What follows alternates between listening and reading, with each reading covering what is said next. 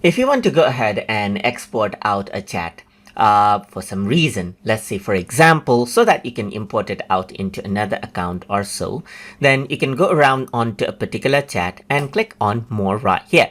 Once you do that, you can actually see that download is an option. So here, what you can do is you can export this chat as a plain text or as a JSON file right here.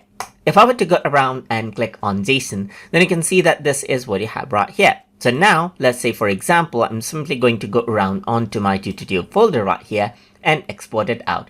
And now the chat has been exported in JSON format.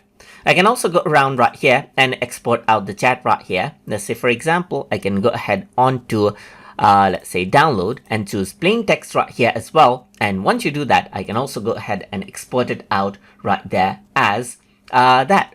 So this is what you have, as you can see. So if I were to go around on the settings right here, you can see that I can go ahead and then export out the chats from over here as well. And you can see that I can export out the chats right here that I have.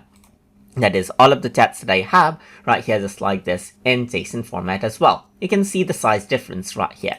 So this is how you can actually go ahead and then export out chats as you like inside of Qwen. So I hope you guys learned something as always. And as always, please like, comment, share, and subscribe.